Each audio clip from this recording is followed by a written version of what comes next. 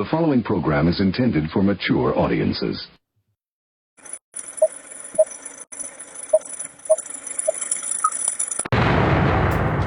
Rudy's Revelation.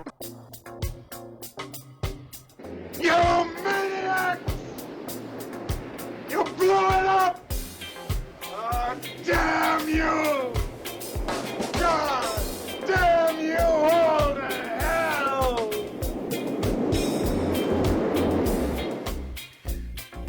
Hey everyone, welcome to the podcast. Today's episode, it's Thursday, May 22nd. Welcome. All right, well, breaking news is the House today passed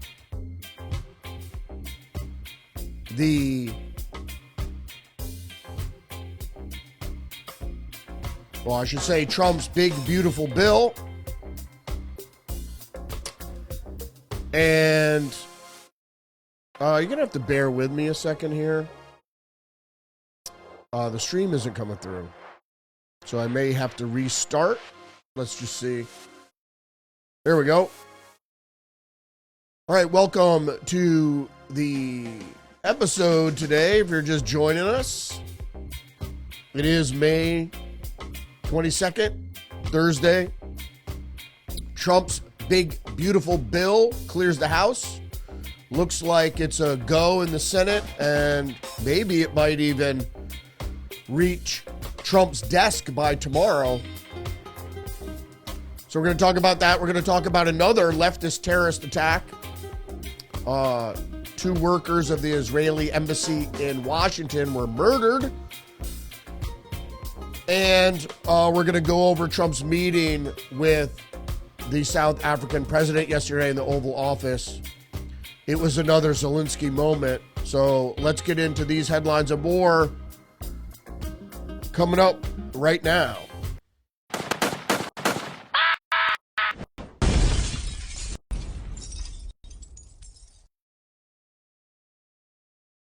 All right, we're going to start with the Wall Street Journal. And this story here, South African leader pushes back on Trump's genocide claims, intense meeting.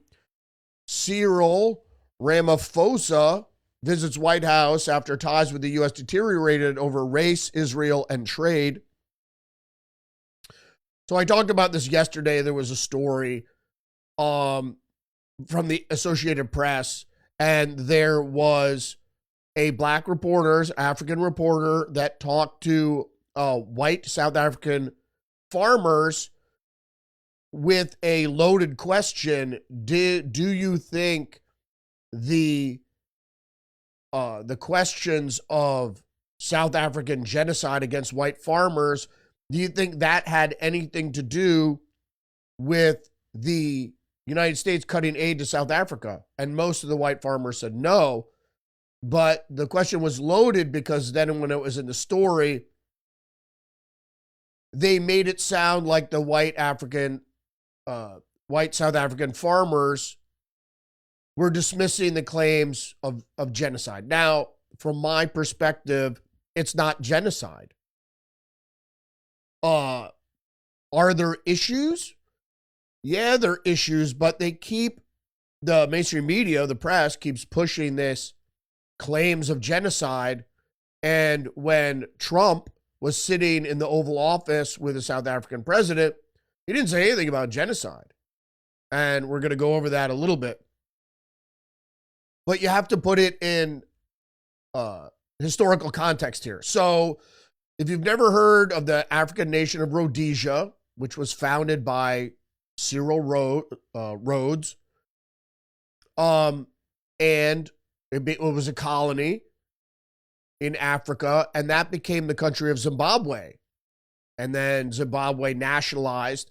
And what Zimbabwe did is what people fear will happen in South Africa, is there was a repatriation of white farms and white businesses to the blacks there. So what they did is they went around and murdered everybody and took the land. So that's the fear that something like that might happen in South Africa. Zimbabwe, then their economy went in the toilet and they had runaway hyperinflation because, again, you want to nationalize things and you don't want to let business run and you want the state to run or own everything or have the state give away lands that were appropriated. It's bad. Socialism doesn't work economically, as we could show over and over again. So that's the fear in South Africa that's happening. Now, South Africa is rocked with violence, and it happens to blacks and whites. But as you'll see when I cover some of these news stories, you're going to see that the majority of farms are still, they say admittedly, so there's no genocide. The majority of farms are still owned by white farmers. But that's why some of the violence is disproportionate. They said, well, black farmers have been killed too. Yeah, but if you claim the white farmers have been killed or a very small amount, now the whites in South Africa are a very small amount in comparison, you'll see that it's still a significant amount. So let's get into the story. All right, this is the Federalist. Trump debunks media denials of South Africans' refugee claims to their president's face. And those claims, and I'll just go over the story here. During a meeting in the Oval Office, Trump ordered the lights dimmed before airing a 5-minute video showing, in part, populist leader Julius Malema calling for the murder of South Africa's white community. Revolution demands at some point that there must be killing, Malema said. Other clips showed the so-called economic freedom fighters, that's the EFF, dancing and chanting, kill the Boer, kill the farmer. The video also showed a memorial of hundreds of white crosses reportedly erected to honor murdered white farmers, reportedly. That memorial has been up for 5 years already. Trump also confronted South African President Cyril Ramaphosa about a new law that means white farmers could have their land taken away without being paid for it, reclamation. And I just want to say is that, are there cases of reclamation by the South African government or land seized? That's unclear. But the law does exist. And what I'm trying to say here is that communist socialists create a culture of violence. It's really terrorism to exact a political end. Now, they use plausible deniability by saying, well, we didn't have anything to do with it. Let's look at Jim Comey. Oh, I didn't know what 8647 meant. I just thought it was artistic and very clever. It's a call for violence. And when you do tacit calls for violence, whether it's Malema of the EFF, the EFF is a communist organization. And then when you had Ramaphosa do it in the Oval Office, he kept quoting Nelson Mandela, like Nelson Mandela. Nelson Mandela was a communist. Now, was he a peacemaker? Maybe, sure. Was he a good guy? I guess, right? But he was a communist. He was jailed for terrorism. He wasn't just jailed for speaking out against the white minority government. He was jailed for terrorism. Planted a bomb.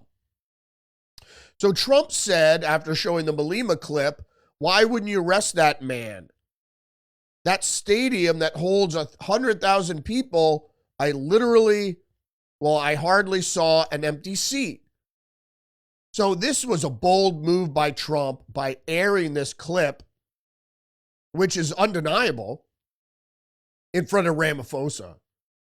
And the media had to see it too. So the media immediately chimed back, and one NBC reporter, in the middle of the discussion about whether or not there's any credence to the claims that white South Africans are being targeted or white South African farmers are being targeted.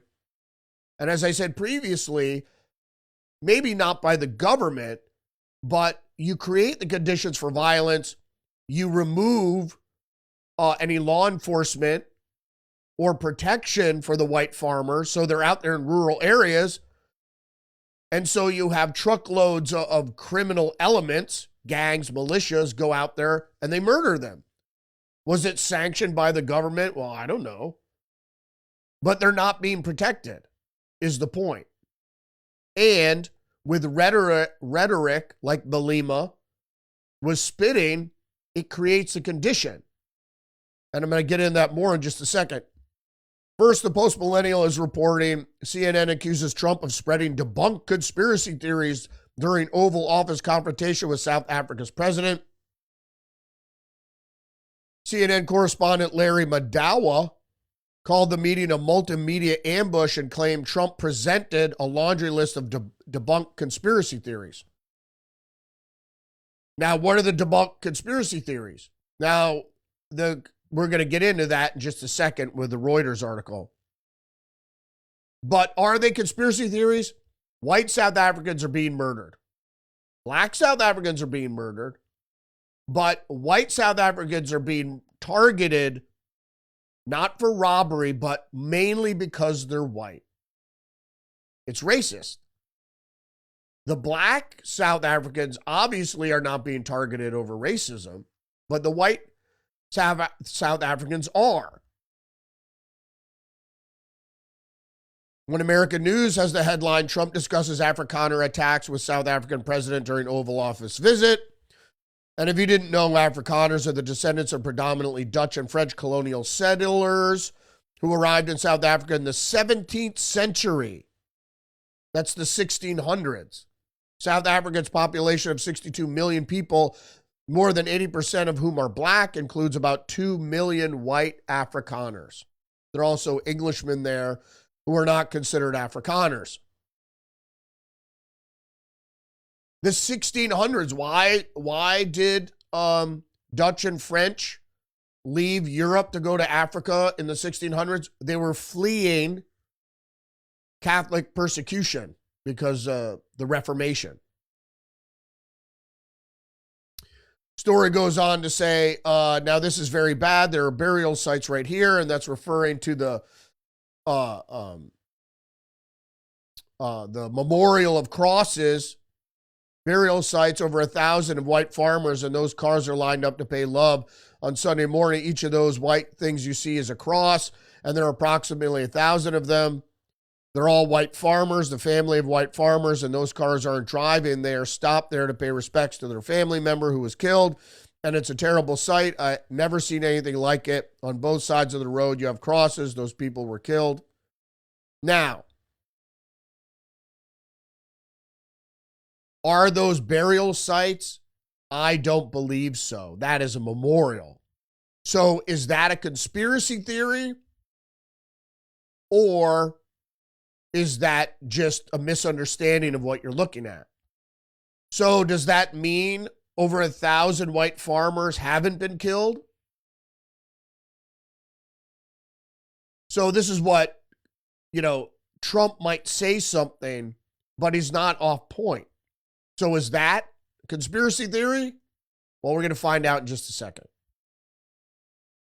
All right, Reuters. Trump makes false claims of white genocide in South Africa during Ramaphosa visit. Now, I just talked about this. They keep using genocide. Trump during the meeting didn't say genocide. Okay, has he said genocide before? I don't know. But when the media keeps repeating in the same sentence, Trump and genocide, I don't know if it's a genocide. I don't think it's a genocide. Because a genocide is a state-sanctioned killing and elimination of a certain culture or race. Or religion, for that matter. All right, let's get into the story. So, among the claims contradicted by evidence. Let's get into this. There is a genocide of white farmers in South Africa. The conspiracy theory has been propagated by some fringe groups of white South Africans since the end of apartheid in 1994. Murders of white farmers in remote rural parts of the country are proof of a politically orchestrated campaign of ethnic cleansing rather than ordinary violent crime. Is violent crime ordinary? So in that line, they admitted that they're murders of white farmers in remote rural parts of the country. Is it proof of a politically orchestrated campaign of ethnic cleansing? I don't know if it's proof, but it's happening.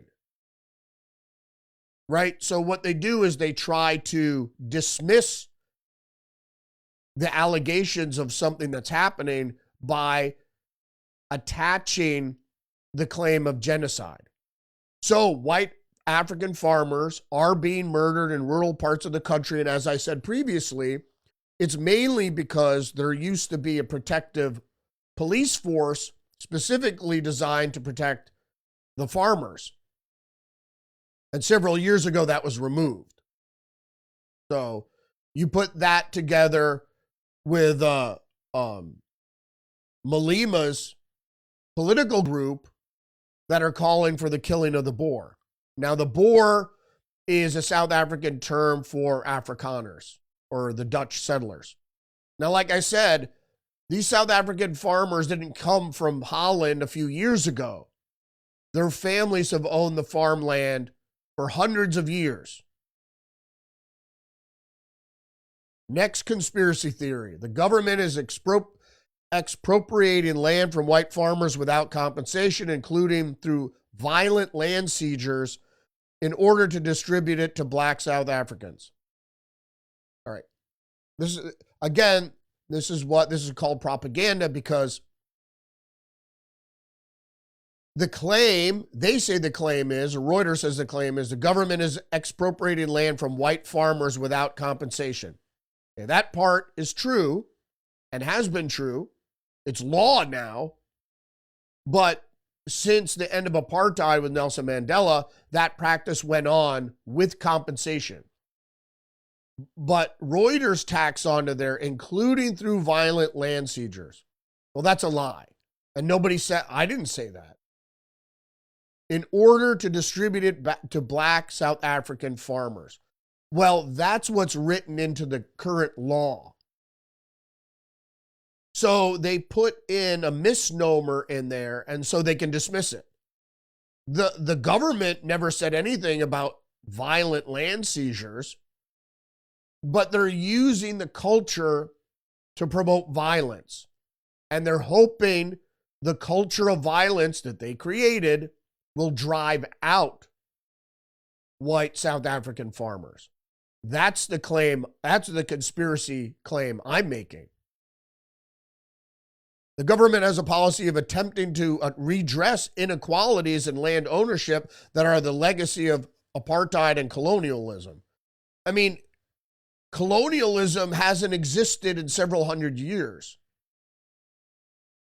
So these people already existed there. I mean, apartheid ended in what, 91? I'm not a defender of apartheid by any means. But they claim, Reuters claims, that no land has been expropriated, and the government instead is trying to encourage white farmers to sell their land willingly. There you go. So they admit the government is tried to encourage. How do they try to encourage white farmers to sell their land? Through creating a culture or conditions for violence. Because if it's too violent, they won't want to stay. And some of them have left, and they came to the United States. But the claim that no land has been expropriated is just demonstrably false. Mandela expropriated land, but he paid the farmers for it. Now the law says they don't have to. The third so-called conspiracy theory, the Kill the Boer, the farmer, song sung by some black South Africans in an explicit call to murder Afrikaners. Indeed, it was explicit. The ethnic group of European descent who make up the majority of whites and who own most of the farmland. So There's a call to action right there. The song dates back to the resistance against apartheid, so it's only 30 years old, when Afrikaner nationalists controlled the country. In one of the video clips, Trump showed firebrand opposition leader Julius Malema of the Marxist Economic Freedom Fighters is singing the song, the EFF. They don't date the rally. Now, it says is sung by some black South Africans. Now, what's in the clip is a stadium that holds 100,000 people, and it's completely full, and the EFF is leading the chant, and the whole stadium is singing it. So it's not just some South Africans. And is the 100,000, is that a majority opinion? I mean, we don't know. Goes on to say, 3 South African courts have ruled against attempts to have it designated as hate speech on the basis that it is a historical liberation chant, not literal incitement to violence. What the fuck? Oh, so 3 South Africans court said, okay, kill the Boer, kill the white farmer. Kill the Boer, kill the farmer. That's not a call to incite, a literal incitement to violence? I mean, come on. In a statement following the meeting with Trump and Ramaphosa, the EFF said it was a song that expresses the desire to destroy the system of white minority control over the resources of South Africa, and that it is part of African heritage. Unbelievable. Number 4, conspiracy theory. Trump played a video clip that showed a long line of white crosses on the side of a highway. It's actually not on the side of a highway, which Trump later said were burial sites for white farmers. They're correct in saying that is not a cemetery. The video was made in September of 2020 during a protest against farm murders. After 2 people were killed on their farm a week earlier, the crosses did not mark actual graves. A organizer told South Africa's public broadcasting at the time the wooden crosses represented farmers who had been killed over the years. So there you go. White farmers were killed over the years. Does it make a fucking difference? Over the years, they've been killed. I don't know how that... It burns my blood. Not the content of the story. It's that media organizations, journalists, the journalist community that I was a part of for 3 decades could not just lie, but obfuscate the truth, and that is their task. That's a task of journalism. White South African farmers are killed. Period. Fact. Okay? By blacks. They're not killed by other white South Africans. There is a segment of the South African community who is calling, literally calling, whether courts say it's an incitement to violence or not, that is calling for the murder of the Afrikaan farmer. The government is doing little to stop this type of crime. They're doing little to stop crime overall, but because these people are in rural areas, so there's no metro police there. You know, even in United States, if you're on a farm out in the sticks there, and that's why you need a firearm, because police could be an hour away. So even if you get police on the phone, by the time they get there, you're dead.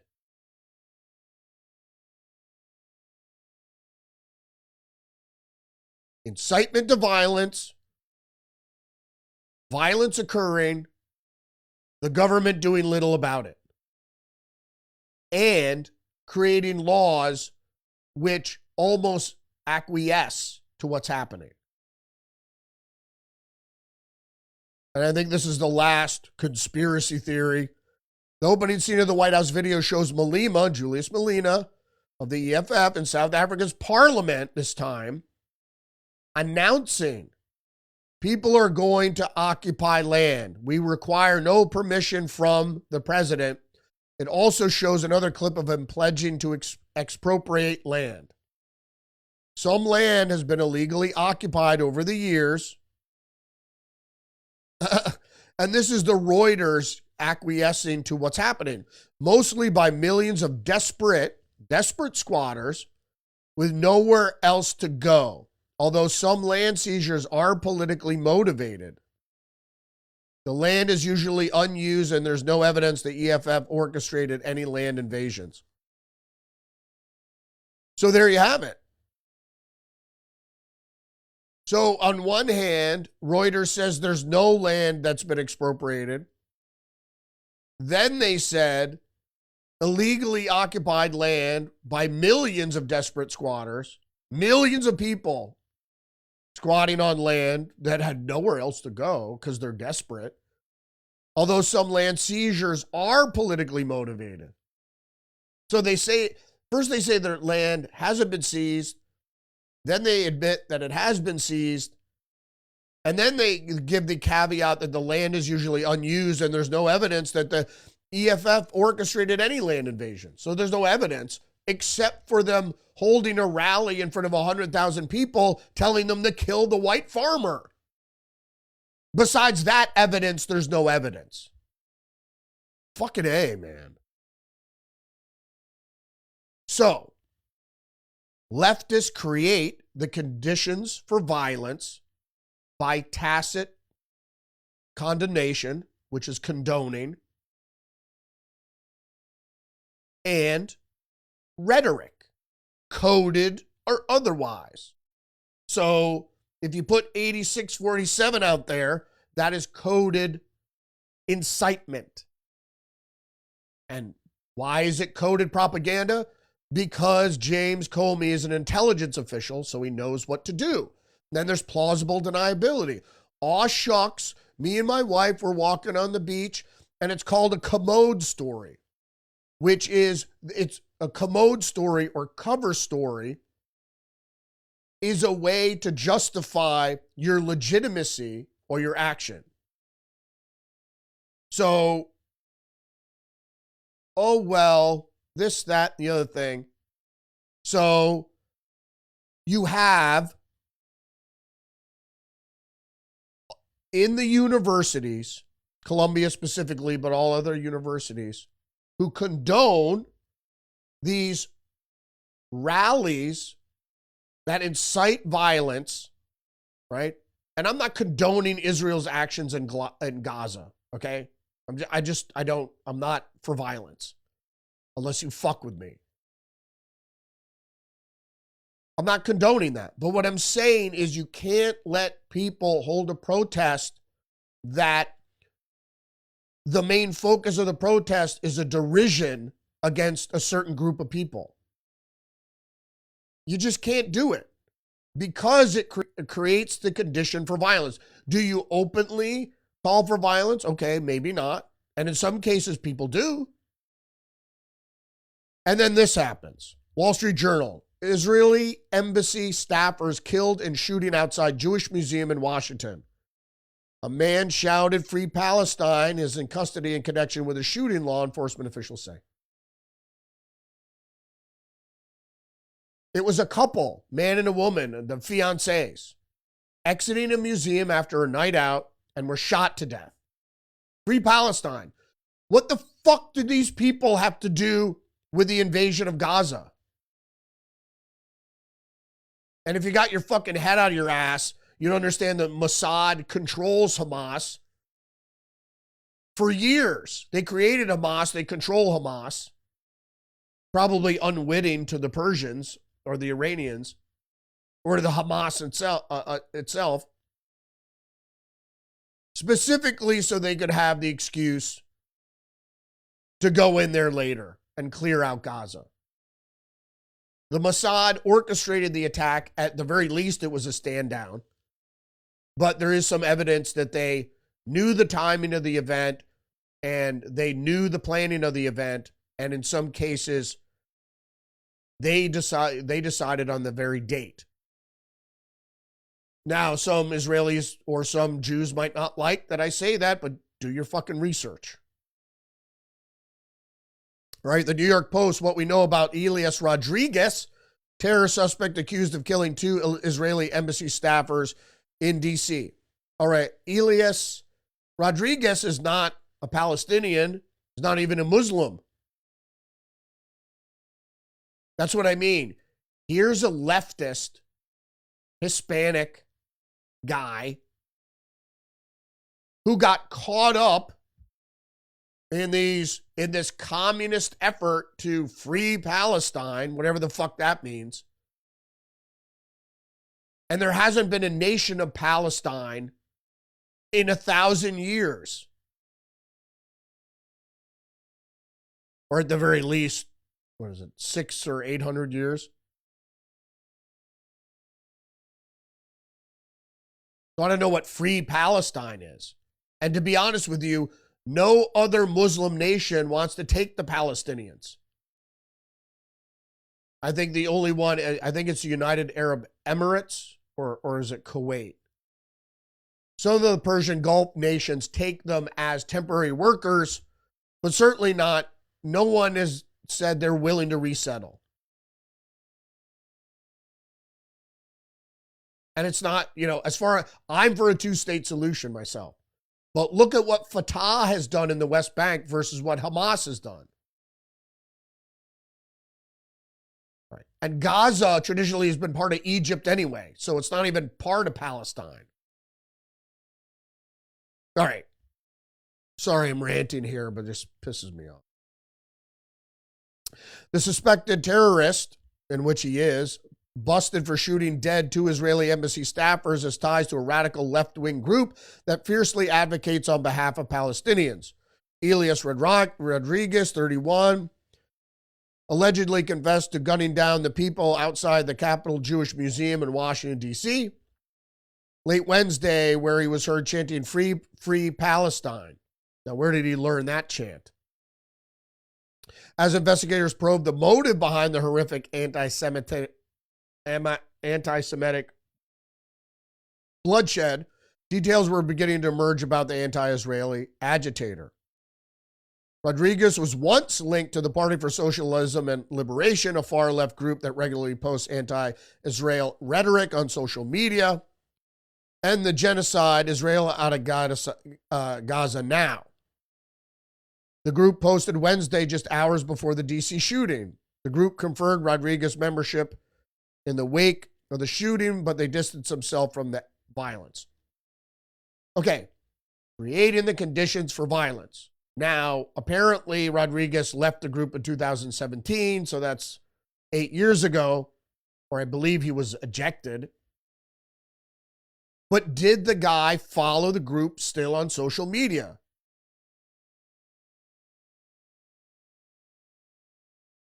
End the genocide, Israel out of Gaza now, they posted. Just hours before the attack. That could have been a call for violence. Then they went on to say they reject violence. Yeah. He had a brief association with one branch of the PSL that ended in 2017. We know of no contact with him over 7 years. We have nothing to do with this shooting and do not support it. However, the violence occurred just hours after you posted something on social media. Created the conditions for violence. Making, first of all, for Americans, I'm not talking about Palestinians or the people in Gaza themselves or Hamas or whatever, Muslims, but some Hispanic guy in America creating the conditions for violence in America by calling for the end of the occupation. I mean, which is fine. But the rhetoric over the years, considering this event, this crisis in Gaza, could very well lead to violence. And certainly they're going to have some factions of the leftists, like you saw with the guy who killed the healthcare CEO, that people will cheer him on. And maybe that guy, the guy that killed the healthcare CEO, he received a fan base and got all sorts of money in a GoFundMe account and receiving love letters. Maybe that murder became idealized by this individual. And so he's going to strike out for the cause. Creating conditions for violence. So, with plausible deniability. They're just seashells. I thought it was clever. We're just calling to end the genocide now. Well, if you call it a genocide, you get emotional types all wrapped up in this. Like, oh my God, I need to save the Palestinian babies. If you believe that killing is wrong of Palestinians in Gaza, then killing is wrong. All right. We've already gone long enough. Zero hedge. Trump's big, beautiful bill narrowly passes House in a 214 vote. Reuters, U.S. House narrowly passes Trump's sweeping tax cut bill, sends on to Senate. $3.8 trillion. It would add $3.8 trillion to the U.S. debt. AP, House Republicans passed Trump's big bill of tax breaks and program cuts. Not really program cuts, but I'll get into that. All-night session. Mike Johnson defined the skeptics and unifying his ranks to muscle President Donald Trump's priority bill to approval Thursday. We needed the win. I don't agree with all the spending, but central to the package is the GOP's commitment to extend the $4.5 trillion in tax breaks they engineered during Trump's first term, while temporarily adding new ones he campaigned on in 2024 campaign, including no tax on tips, overtime pay, car loan interest, and others. To make up for some of the lost revenues, Republicans focused on changes to Medicare, not cuts, largely by imposing work requirements for those receiving benefits. There's also a massive rollback on green energy tax breaks, thank God. That only benefits the leftist businessmen. $350 billion in new spending, with about $150 billion going to the Pentagon, including the Golden Dome missile shield. The CBO estimates 8.6 fewer people would have health care coverage, and 3 million less of people would have SNAP food stamps. And the reasoning behind that being is they're not going to agree to the work requirements. Now, if you can't work, that's a different thing, but they're talking about able-bodied people refusing to adhere to the new work requirements. And they're saying that's about 8 million people. Because the reason they're on benefits in the first place, they don't want to work. The CBO said the tax provisions would increase federal deficits by $3.8 trillion. Other services would tally $1 trillion in reduced spending. As a minority, without the votes to stop Trump's package, Democrats instead offered up impassioned speeches and procedural moves to stall its advance. It failed. Senate approves bill allowing 25% tax breaks for tip workers. This was yesterday, and it talks about no tax on tips on up to $25,000, and then after that you would have to pay tax. And it's restricted to those making under $160,000 per year, and for specific jobs like waiters, beauty service, barbers, hair care, body, spa treatments, among others. All right, let's talk about the expense. National Review, economic progressivism fails again, no matter which party tries it. Fools in public office and public advocacy who discover again and again that doing the same thing yields the same results. It's about borrowing. If you borrow without spurring productivity, you're going to get inflation. Mediaite is focusing on Trump's House Republican shreds Trump's big, beautiful bill as a Titanic-level debt bomb. And, of course, this is Thomas Massey. I'd love to stand here and tell the American people we can cut your taxes and we can increase spending and everything's going to be just fine. I'm here to deliver a dose of reality. It's true. But I never said Trump was a conservative. And we need this bill right now to spur economic growth. Because without economic growth, we can't fucking do anything. That's just the truth. So if you're going to kind of like, push the cart really slowly, you're not going to generate enough tax dollars to do anything. So I hope this is the first and the last of these bills by the Republicans. We'll see. It's all neoconservative bullshit. It's more spending, but it depends where you spend the money, of course. And to be honestly, it's a house of cards, so you never know when it's going to collapse. So the point is you have to keep the GDP above inflation or else the whole thing is going to collapse. All right. Federalist, Jen Psaki provided political cover for Biden's ghost presidency. Indeed, she did. Jen Psaki has provided excuse after excuse to try to explain away Biden's mental decline and prop up his ghost presidency. Psaki, Biden's former press secretary and constant cheerleader, has consistently explained away Biden's missteps even after she left the White House and hosted her own television show on MSNBC. And National Review says, where's KJP? As the recriminations fly over the long-running White House operation to cover up Joe Biden's decline, let's spare a thought for former White House Press Secretary Karine Jean-Pierre. She was the front person for this conspiracy against public interest. It's true that she wasn't the instigator of the deception or a major power player, but somehow she had to go out and deflect and deceive every day. Indeed. She needs to be brought up in questioning. Federalist, Congress must use every tool at its disposal to uncover Biden dementia gate cover-up. Indeed. Constitutional law expert says Trump should do what Biden did, waive executive privilege to release Biden White House records. The Republican-led House and Oversight and Accountability Committee is preparing to hold hearings into what is shaping up to be the worst cover-up in U.S. presidential history. Then it goes into what exactly has to be done and who's doing it. BJ Media, Marco Rubio is on fire, and Representative Jayapal just got burned. If you didn't see it, is what I've been saying to all of you for some time now. There is no constitutional right to a student visa.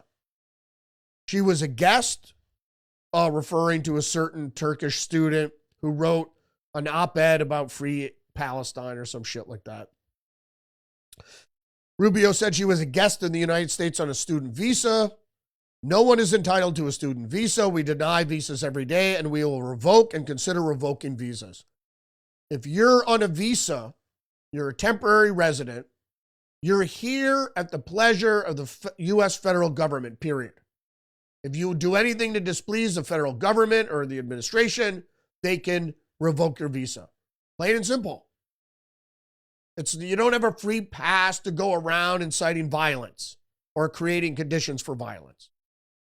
And now Rubio is proven correct because the creating conditions for violence or the tacit approval or condemnation of violence was present. And now you have two Israelis shot and killed.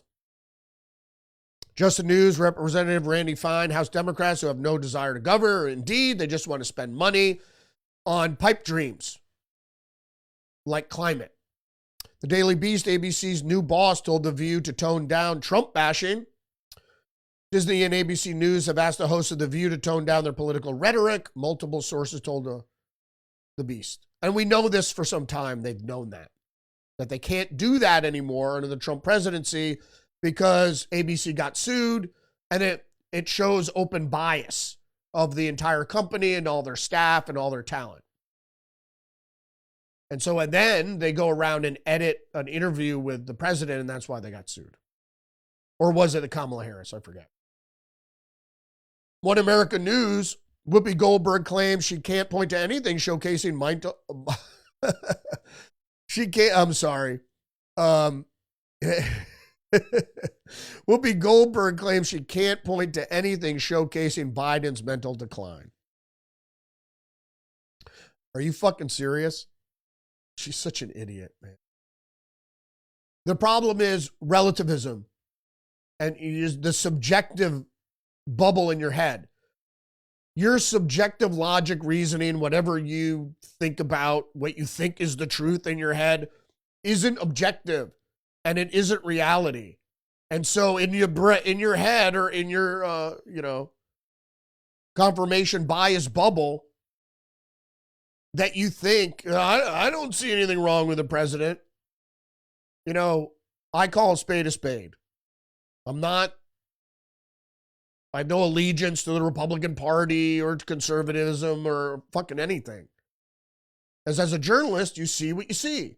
You call it out, even if it's against your belief system. And that's why I don't belong to organized religion. Because then you're hold to a set of beliefs, and if you see something that contradicts those beliefs, you can't acknowledge it. Because then your whole world comes crashing down. All right. Federalist. With mifepristone flooding the country, we need abortion pill reversal more than ever. Latest data on dangers of the pill underscore the needs to protect APR and stop the ideological lawfare that seeks to deprive mothers and their babies a second chance of life. All right, whatever. The whole point of revoking Roe versus Wade was to mainstream mifepristone. Is a giveaway to the fucking pharmaceutical industry. And I'm not condoning medical abortions any more than pharmaceutical abortions. It's all the same. But I think it should be a medical procedure. Or, I think people should have some continence about what the fuck they're doing. Right, Fox News, Chicago paper publishes AI-generated summer reading list with books that don't exist. The Chicago Sun-Times confirmed to publish a list of fake books in a special summer edition. I'm sorry, I need to go back to this story.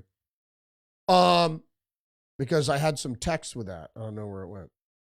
All right, so the Chicago Sun-Times had AI. AI's been in journalism for over a decade, writing weather briefs and short articles and so forth and so on from press releases.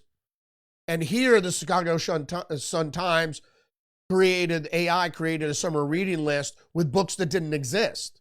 And then they had to come out and admit it and said, yeah, we're using AI for certain things. And this time we accidentally published something that we didn't. And this happens in journalism all the time. The copy editors don't copy edit. They don't look at it. All right, next article up. One American News, Ohio, 24-year-old illegal alien arrested for pretending to be a teenager to enroll in high school.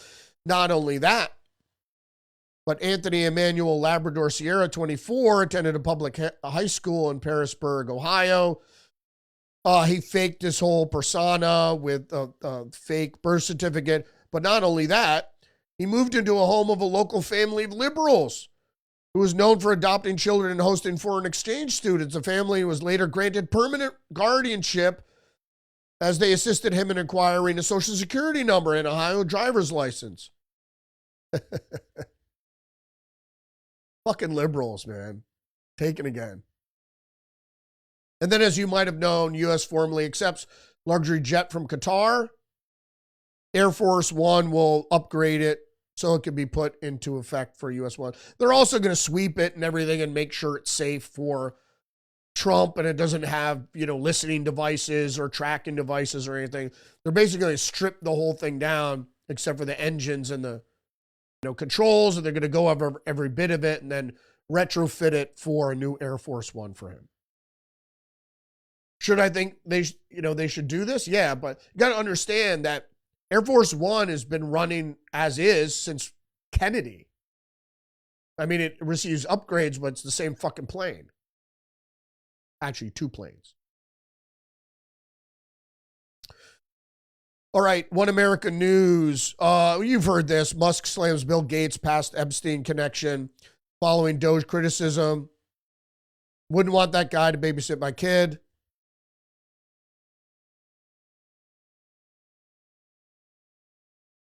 Wall Street Journal, the fortress that China built its battle with America. Beijing is racing ahead in advanced technology, including robots, satellites, and AI, in some cases catching up with the U.S. Indeed. Also from the Telegraph, China to launch drone mothership. New high-altitude aircraft is designed to be capable of releasing a swarm of 100 attack drones. This is menacing. Along with the Wall Street Journal article, the fortress that China built for its battle with America, like I said, China has perceived America as the enemy since Mao. And nothing has changed. And we have acquiesced to their need to get into the WTO, for the need, and people actually plan to make China the manufacturing center for the West, knowing that all that the wealth they're going to require is going to put towards defeating America and the West. Going back to this story, though, China preparing, the communists preparing to launch a new drone-carrying mothership capable of releasing 100 kamikaze drones. U.S. tests launch of nuclear-capable ICBM Minuteman III in show of force. Air Force says Minuteman III was routine, not a response to current world events. Well, it certainly should have been.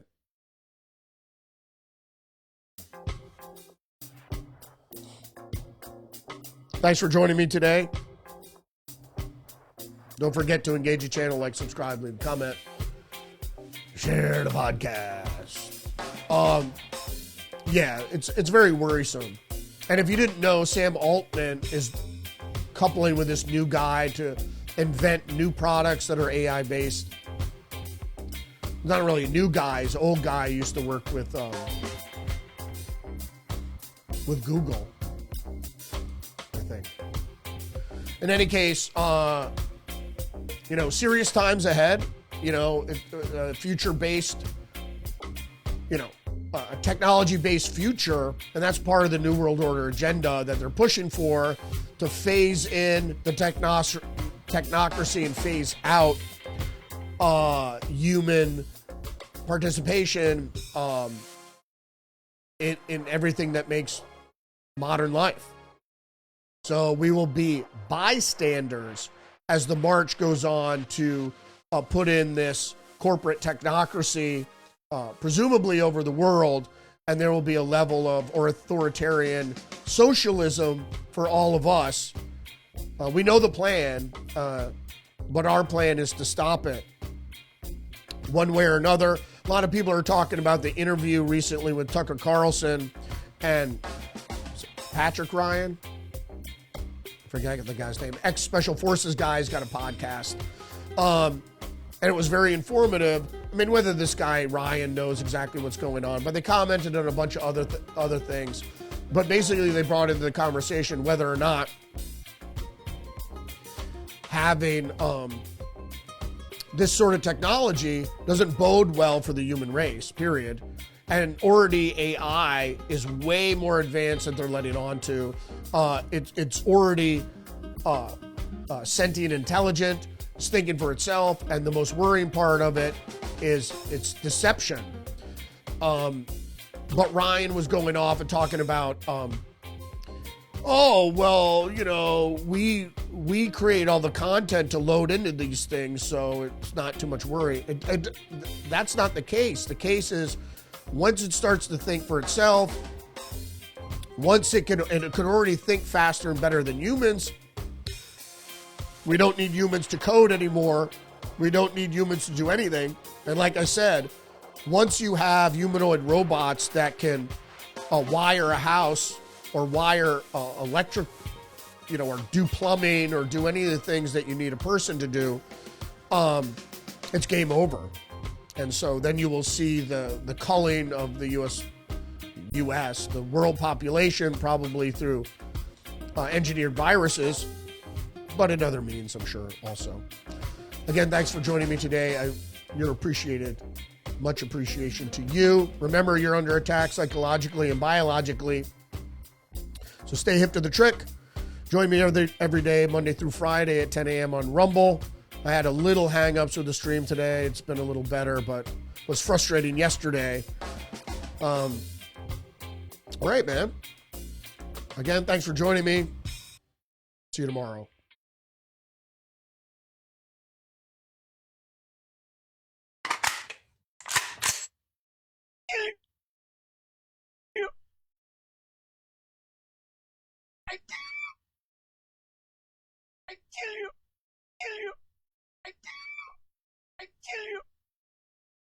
I'm an American. I have rights.